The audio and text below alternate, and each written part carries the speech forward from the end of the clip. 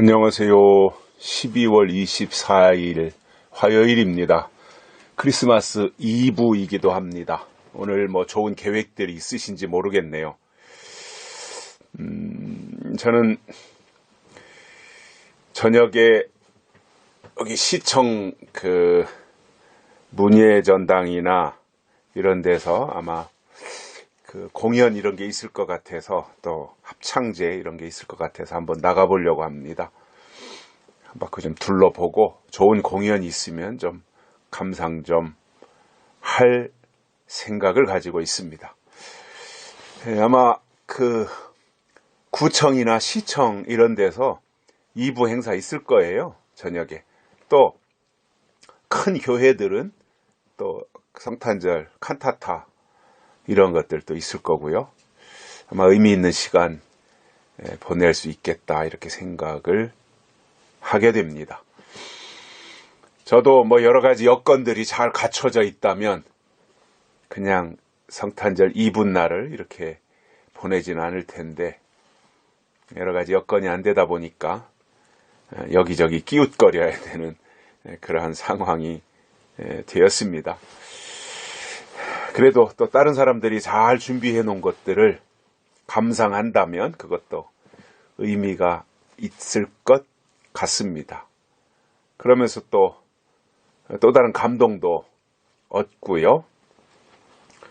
또 이렇게 보면서 또 한편으로 부러운 마음도 들어야 빨리 뭔가 이렇게 도전하고 또 새롭게 시도해서 이러한 일들을 우리 나름대로도 또 꾸며가야 되겠다, 그러한 생각도 할 수 있지 않겠습니까? 그러한 마음으로 이제 째각째각 2019년도 이제 달력에서 시간이 점점 줄어들고 있습니다. 이제 일주일밖에 남지 않은 이 한 주간 2019년도 의미 있게 보냈으면 좋겠고요. 나라가 어수선한데 공수처법이니 패스트트랙 선거법 어수선한데 우리가 국회의원이 아니니까 어쩌겠어요. 우리가 그냥 비판만 하고 때로는 욕이나 한번 해대고 나쁜 놈들이라고 이렇게 하는 수밖에 없는데, 좋은 하나님의 만들어주시는 계기도 확실히 있을 것이다, 이런 기대감을 가지고 보내봅니다. 좋은 일이 있었으면 좋겠고요. 특히나 우리 대한민국을 통해서 세계 만방이 살아나는 그러한 요셉의 곡식 창고와 같은 역사가 속히 일어나기를 간절히 소망하고 있습니다. 오늘 말씀은 베드로후서 1장 4절입니다. 이로써 그 보배롭고 지극히 큰 약속을 우리에게 주사, 이 약속으로 말미암아 너희로 정욕을 인하여 세상에서 썩어질 것을 피하여 신의 성품에 참여하는 자가 되게 하려 하셨으니. 아멘. 베드로가 하나님의 놀라운 계획을 여기서 이렇게 설명합니다. 참, 베드로도 이렇게 베드로 전후서 이렇게 보면 말이죠. 특히 베드로 후서 같은 경우에는 굉장히 깊이가 있잖아요. 어떻게 베드로가 이런 말씀을 다 기록했을까 할 정도로 너무너무 놀라운 말씀들을 자세하게 기록하면서, 베드로후서 3장 같은 데서는 새하늘과 새 땅이 임하는 것에 대해서 어떠한 현상 속에서 새하늘과 새 땅이 임하는가, 이런 것까지 자세하게 설명을 해놨잖아요. 놀라운 거예요. 그러니까 저는 이런 성경을 보면서 베드로가 그 당시에 어부였는데, 어부라고 하는 것은 목수, 어부 이런 것이 그때 당시에 20몇 개인가 있는 직업 군 가운데서 아주 이 핫발이었다 그래요. 등급이 낮은 이 직업 군이었던 거지요.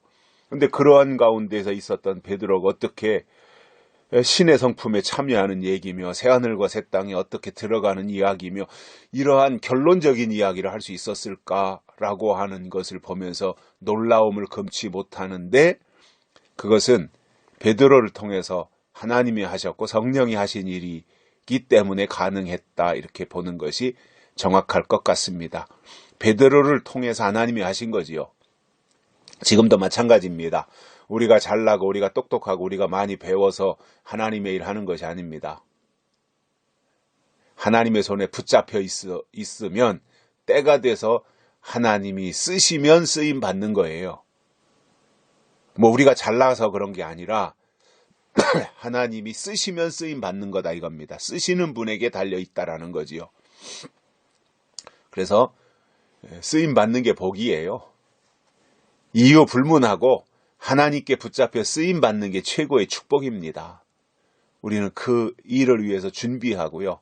또 하나님이 나를 쓰시기를 위해서 우리의 마음을 비워야 되고, 나를 쓰시옵소서 이사야 선지자처럼 그렇게 또 기도도 할 필요가 있겠다, 그런 생각을 합니다. 그런데 오늘 이 베드로가 말한 것을 보면 4절에서 하나님이 보배롭고 지극히 큰 약속을 우리에게 주셨다는 거예요.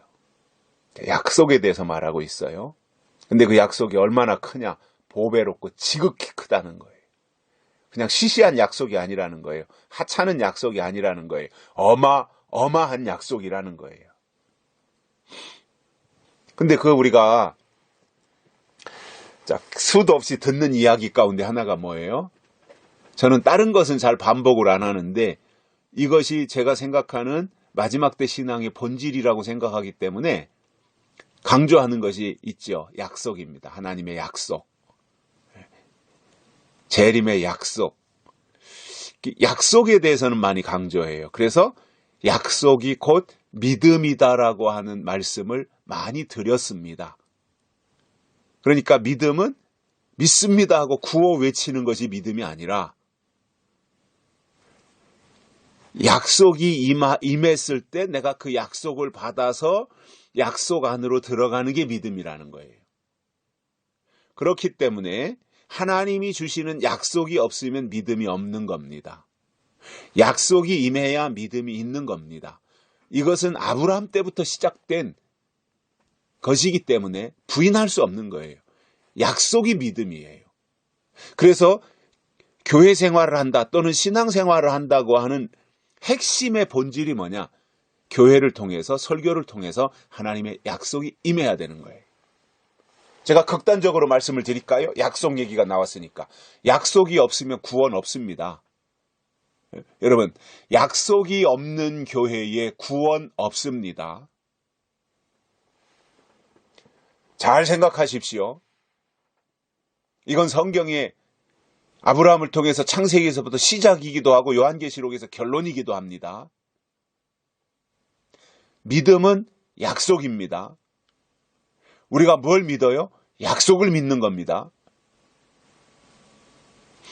그렇기 때문에 우리가 신앙생활 하는 데 있어서 가장 중요하게 가치를 두어야 될 것이 뭐냐? 약속인 겁니다. 그럼 오늘 이 시대에 우리가 받아야 될 약속이 어디에 있어요? 요한계시록이 약속의 말씀이에요. 왜 그렇습니까? 그것이 계시록이 예언의 말씀이기 때문에 예언의 말씀이 곧 약속의 말씀이거든요. 예언은 곧 약속이잖아요. 약속은 곧 예언이고 예언과 약속은 같은 거잖아요. 그것이 어디에 있다는 거예요? 요한계시록에 있다는 거예요. 그렇기 때문에 마지막 때를 살아가는 사람들에게 요한계시록을 통하여서 예언의 말씀이 우리의 이 시대를 살아가는 사람들에게 약속으로 임해야 드디어 그에게 믿음이 생기는 겁니다. 믿음은 약속에서 나오는 겁니다. 믿음은 예언에서 나오는 겁니다. 그 예언이 뭐예요? 요한계시록이라는 거예요. 이거는 부인할 수 없는 사실이에요.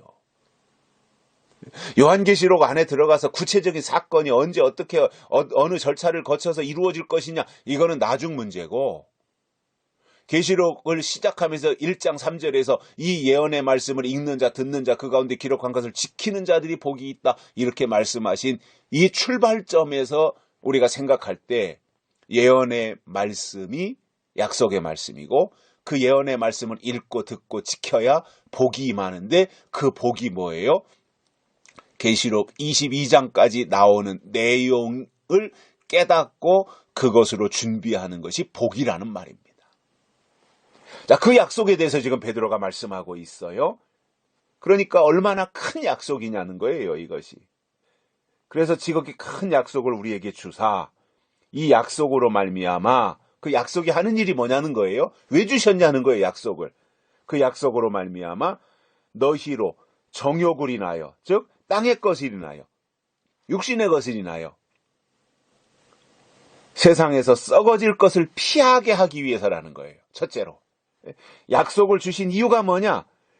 이 세상에 썩어질 것, 정욕으로 말미암아 생겨난 이 땅에서의 썩어질, 이 세상에서의 썩어질 것을 피하게 해준다. 무엇이요? 약속이. 그래서 약속의 말씀, 약속의 신앙, 이게 우리에게 견고하고 든든히 서 있어야 돼요. 약속이 무너지면 신앙 무너진 겁니다. 약속이 없으면 신앙 없는 겁니다. 신앙은 입술에 있는 게 아닙니다. 혓바닥에 있는 게 아닙니다. 신앙은 우리의 마음속에 하나님 주신 약속으로 견고히 서는데, 약속은 성경을 통해서, 기록된 말씀을 통해서, 계시록을 통해서 우리에 오기 때문에 결국 약속의 신앙은 성경적 신앙하고 일치되는 거예요. 그리고 그 약속의 신앙이 우리 가운데 오면 그 약속이 우리를 위해 해주실 것이 뭐냐? 이 세상에서 썩어질 것을 다 피하게 해준다는 겁니다. 약속이. 이게 능력인 거예요. 땅의 것을, 없어질 것을, 사라질 것을, 안개와 같은 것을, 유한한 인생의 땅의 것들에 대해서 집착하는 이 모든 것으로부터 피하게 해준다라는 거지요. 한 걸음 더 나아가서 그뿐만 아니라, 피하게 해줄 뿐만 아니라 또 한 가지가 있습니다. 신의 성품에 참여하는 자가 되게 하려 함이라. 아멘. 이게 대빵인 겁니다. 신의 성품에 참여한다라는 거예요.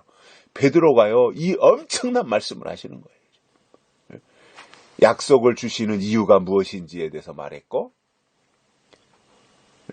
약속의 중요한 것이 무엇인지에 말해, 약속의 소중함을 말하고, 그리고 약속이 우리에게 가져다주는, 부여해주는 것이 무엇인지에 대해서 말해주는 거예요. 세상의 것에서부터 피하게 해주고, 한 걸음 더 나가서 신의 성품에 참여하게 하는 것이다. 결국 신의 성품을 가지게 된다라는 거예요. 그러면 예수님은 하나님이셨어요. 하나님이신 분이 땅에 육신을 입고 이 땅에 오셨어요. 그런데 그분은 육신으로 보면은 인간이지만 영으로 보면 하나님이에요. 이 두 가지 속성이 예수님한테 다 있어요. 신성과 인성이 예수 안에 다 있었단 말이에요. 그리고 그분이 이 땅에 오신 이유는 우리를 죄에서 건져내서 하나님께로 인도하기 위한 건데, 우리가 육신이 죽어서 영이 천국에 가는 거는 이제 우리가 천국 백성, 천국 시민이 되는 거고 구원받는 건데, 우리가 예수님 오실 때까지 살아있는 자들이 있잖아요. 물론 안 믿고 살아있는 자들도 있고 믿으면서 살아있는 자들도 있어요. 교회 밖에 있는 자들 중에 살아있는 자들도 있고, 예수님 오실 때까지 교회 안에 있는 자들 가운데 살아있는 자들이 있어요. 그런데 예수님 오실 때까지 살아는 있는데 여전히 육신이 주인이에요. 육신이 왕노릇하는 거예요. 육신이 땅에서 있는 동안은 육신의 생각대로, 육신의 마음대로 살잖아요. 대부분의 사람들이. 그런데 하나님의 사람들은 땅에서 육신을 가지고 살지만 육신대로 살지 아니하고, 바울이 로마서 8장에서 말한 것처럼 영의 생각으로 살아가는, 이것을 우리는 성령의 사람이라고 표현하는 것이고요. 그러한 사람들이 약속의 사람이라는 거예요.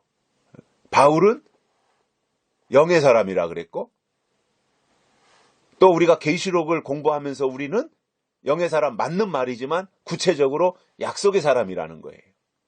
결국 같은 말이죠. 영의 사람 또는 약속의 사람. 그런데 은혜 시대의 원리로 보면 영의 사람이 맞는 거고, 지금 이 마지막 때 예수님이 다시 오실 때 계시록이 열리고부터는 약속의 사람이라고 하는 표현이 더 적절한 것이다, 이렇게 생각을 해요. 그래서 썩어질 것을 피할 뿐만 아니라 신의 성품에 참여하게 해준다. 이게 놀라운 거잖아요. 신의 성품.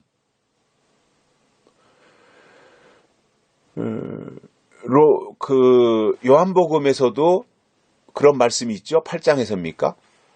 말씀을 받은 자는 신이라 하리라.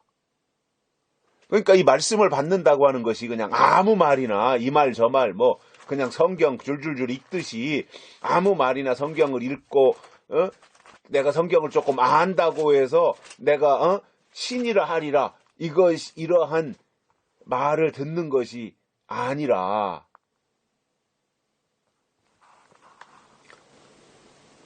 정말 그 말씀 가운데서도 엑기스 있잖아요. 엑기스. 핵심적인 거. 그게 뭐예요? 진리잖아요. 진리, 약속. 그래서 그냥 성경을 문자적으로 조금 알아서 그들을 신이라 하리라 이렇게 말씀한 것이 아니라 핵심을 알고 엑기스를 알고 그리고 때를 알고 법을 알고 하나님이 하시는 모든 일들을 다 알고 있는 그러한 사람들을 향해서 진리를 알지니 진리가 너희를 자유케 하리라 이런 말씀을 해주시면서 말씀을 받은 자는 신이라 하리라. 신이라 하리라. 몇 장 몇 절인지는 모르겠어요. 그런 말씀이 있어요, 성경에. 그런데 베드로는 뭐라고 말했어요? 신의 성품에 참여하는 자가 되게 하려 하셨다. 이렇게 말씀하고. 신의 성품. 그러니까 우리가 땅의 성품, 육신의 성품, 인간의 성품에서 신의 성품으로 바뀌어야 돼요. 이게 변화체되는 거예요.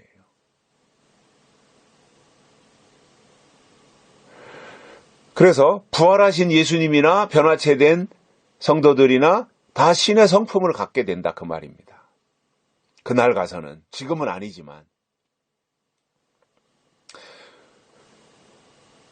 그러니까 이렇게 큰 말씀을 받았다 그래서 나는 뭐 신의 성품에 참여했고 뭐 이렇게 이거 교만해지면 안 됩니다. 큰일 납니다. 그건 나중에 가서 결론적으로 되는 일이고 그 자리까지 가는 그 과정은 더 겸손해져야 되고 더 낮아져야 되고 더 죽어야 되고 더 말씀에 사로잡혀야 되고 더 약속에 투철해져야 되고 더 약속의 말씀을 더 들어야 되고 약속의 말씀으로 더 채워져야 되고 아구까지 채워져야 되고 이렇게 해야 된다라는 겁니다. 우쭐하지 마십시오. 섰다고 생각하는 자는 넘어질까 조심하라 그랬습니다. 우리는 늘 하나님 앞에서는 온유하고 겸손해야 됩니다. 사탄을 향해서는 강력한 대응을 해야 되지만 하나님을 향해서는 온유하고 겸손해야 돼요. 그래서 우리가 이 양면성을 가져야 돼요.